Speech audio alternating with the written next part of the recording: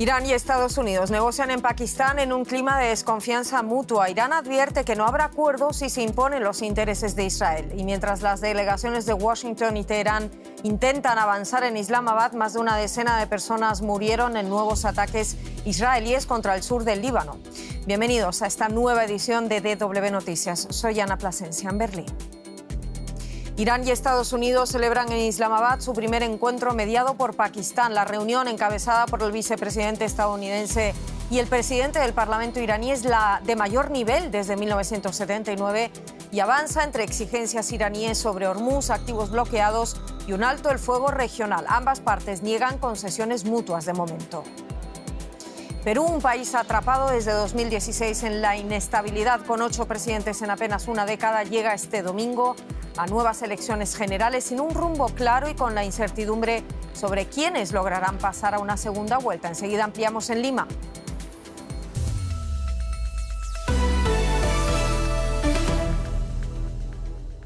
Estados Unidos e Irán iniciaron negociaciones en Pakistán. La televisión estatal iraní informaba que ya se han celebrado 2 rondas de conversaciones y que se espera una tercera esta noche o mañana domingo. La Casa Blanca confirmaba que las conversaciones a 3 bandas con Irán seguían en curso.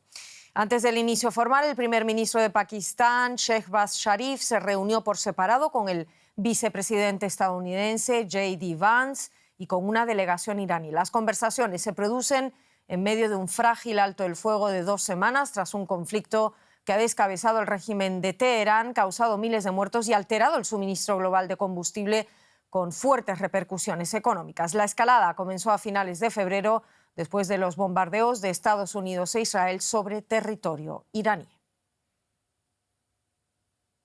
Bueno, ¿qué ambiente se percibe tras este primer cara a cara entre J.D. Vance y Ghalibaf? Hablamos en la capital pakistaní, Islamabad, con Isaac J. Martín, es corresponsal de Oriente Medio de la agencia AFP. Isaac, ¿qué ha trascendido sobre las posiciones que cada delegación ha puesto sobre la mesa en esta primera sesión, por lo menos lo que sabemos hasta ahora, y más allá de esas exigencias iraníes conocidas?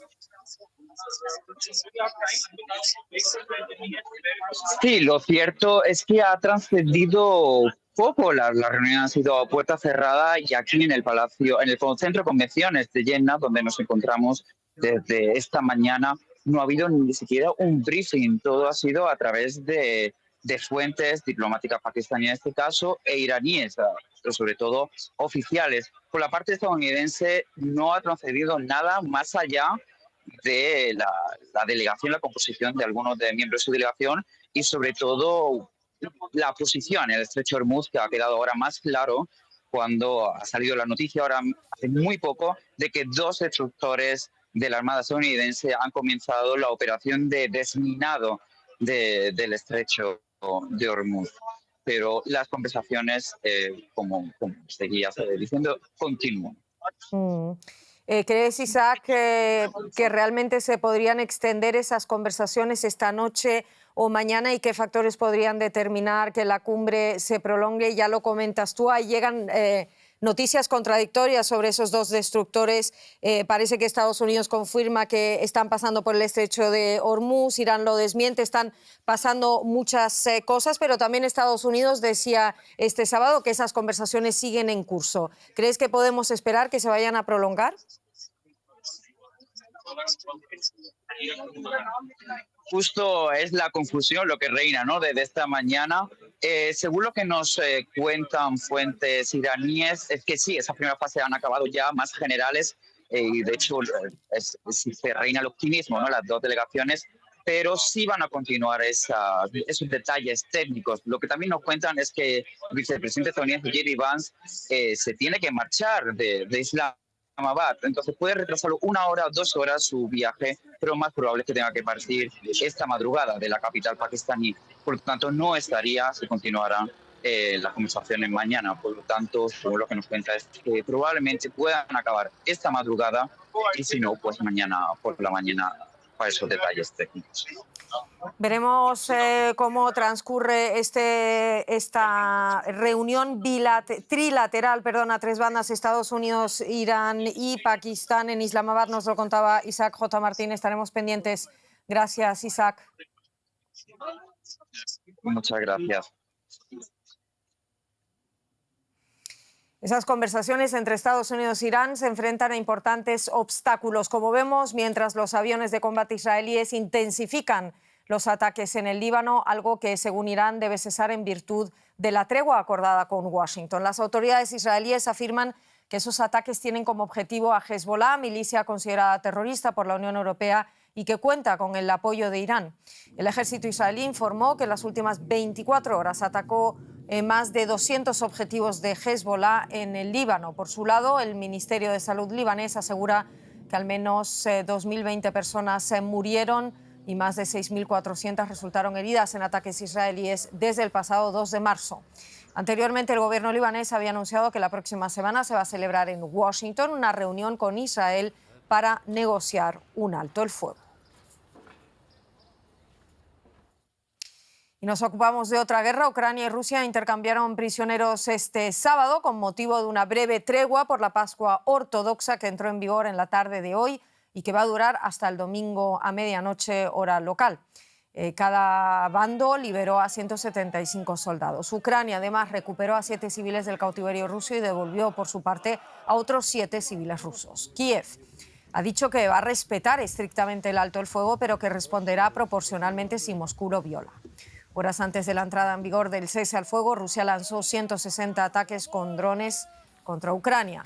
La región más golpeada fue Odessa, donde hubo 2 muertos. Moscú, por su parte, asegura que derribó decenas de drones ucranianos en suelo ruso y en la ocupada península de Crimea.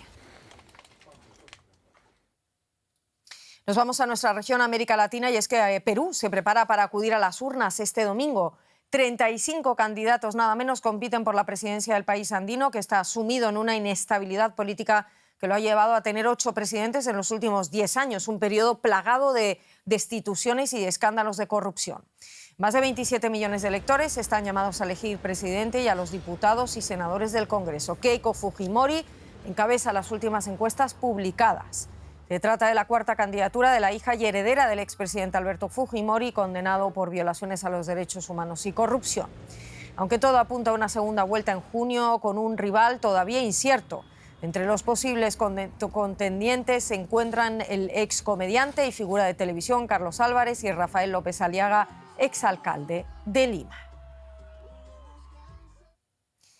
Bueno, cómo se vive en las calles una elección marcada por una fragmentación del voto histórica y también por la desconfianza hacia la clase política. Hablamos con Rosemary Cueva en Lima. Rosemary, con casi un tercio del electorado, o creo que ahora es aproximadamente el 20% del electorado, aún sin decidirse y nada menos que 35 candidatos presidenciales, ¿qué factores van a inclinar las preferencias? ¿Qué nos puedes contar? Ana, son unas elecciones muy complejas, tal vez las más complejas en las últimas décadas que ha tenido el Perú, y pues esto se ve reflejado en este voto de indecisión, ¿no? Es el 23% de la población que se encuentra indecisa cuando faltan menos de 24 horas para las elecciones. Y si bien hay una parte de la población que es mínima, que tiene un voto por afinidad, la gran mayoría de peruanos está haciendo un ejercicio de descarte. No votan necesariamente por alguien que consideren que los representa, sino porque van descartando entre el que menos le desagrada. Sumado a esto, otro factor es que el voto del peruano es muy volátil, cambia mucho durante las últimas semanas y esto también depende del grado de exposición que pueda tener este candidato en medios tradicionales, pero también en las redes sociales, y eso explica por qué a veces hay candidatos que durante muchos meses no han aparecido en las encuestas y que durante las últimas semanas empiezan a aparecer. Y bueno, esos son los principales factores. Rosemary, a pesar de esa fragmentación y de ese descarte, me ha gustado el término que has utilizado, que comentas. ¿Cuál es el escenario posible de la segunda vuelta? ¿Se puede predecir algo?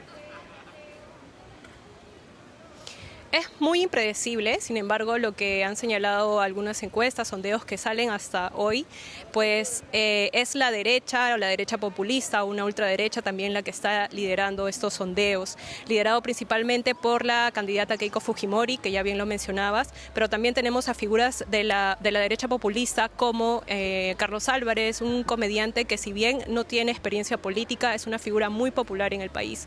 También está el empresario y exalcalde Rafael López Aliaga, Y son ellos los que representan pues a esta ala de la derecha populista. Y alguien que sorpresivamente ha marcado y ha subido muy rápido en las encuestas, incluso a la par, que ahora llega a niveles como los de Keiko Fujimori, con un 10% de intención de voto, es el candidato Ricardo Belmont, un octogenario que también tiene un discurso muy populista. Estos 4 candidatos coinciden en tener discursos populistas.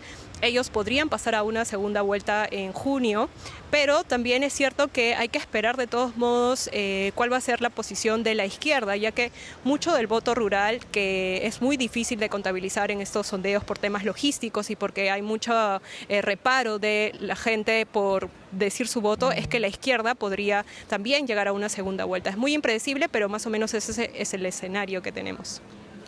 Muchísimas gracias, Rosemary Cueva en Lima. Un abrazo. Gracias. Nos queremos acercar a Colombia, que busca definir qué actividades agropecuarias de bajo impacto pueden realizarse en los páramos, ecosistemas frágiles de alta montaña ubicados solo en América Latina. El consenso es que los páramos deben ser protegidos, ya que proveen gran parte del agua potable del país, pero los campesinos, muchas veces desplazados, defienden su derecho a vivir de la tierra y del ganado. En los últimos años la degradación ha aumentado, sobre todo por la minería, a pesar de las medidas de protección. Los frailejones son las estrellas de los páramos de Cundinamarca, ubicados al oriente de Bogotá. Como ellos, toda la vegetación retiene agua y protege el suelo a altitudes que superan hasta los 4.000 metros sobre el nivel del mar. Colombia tiene el 50% de los páramos de América Latina, un ecosistema único del norte de los Andes, explica el profesor Michael Adams. Capturan hasta 4 veces más agua. Entonces, estas montañas aquí de Chingaza, tienen esta gran ventaja de capturar agua que sube, ¿no?, por las nubes de la Amazonía. Esto es agua destilada, ¿no?, de las nubes, es lo más limpio que puede ser. De esto empieza su recorrido hacia la ciudad. Para muchos de los 37 complejos de páramos colombianos, el desafío es detener la pérdida de vegetación. Bogotá depende de los páramos que la circundan. Este tipo de ecosistemas son capaces de capturar el agua que hay en la niebla y también el agua lluvia para entregarla gradualmente a la ciudad. Lastimosamente, después de que la utilizan los ciudadanos de Bogotá, estas aguas se consideran residuales y ya no tienen mayor uso. Hasta el 70% del agua potable que se consume en Colombia depende de los páramos. Muchos están amenazados, sobre todo por la minería de oro. Los científicos alertan sobre los riesgos. Si nosotros quitamos esa capa, digamos, del páramo y nos dedicamos solamente a la actividad extractiva, digamos, de minería, estamos perdiendo un baluarte de la humanidad, estamos perdiendo los servicios ecosistémicos. Nosotros desde los objetivos del milenio de 2005, después lo que conocemos como objetivos de desarrollo sostenible en la agenda mundial, estamos comprometidos como ciudadanos del mundo en conservar estos ecosistemas porque conservan claramente el agua de toda la población hacia el futuro. Con lluvias frecuentes, clima frío y neblinas, la capa vegetal de los páramos mantiene un ciclo hidrológico eficiente. Los expertos creen que deben restaurarse las zonas degradadas.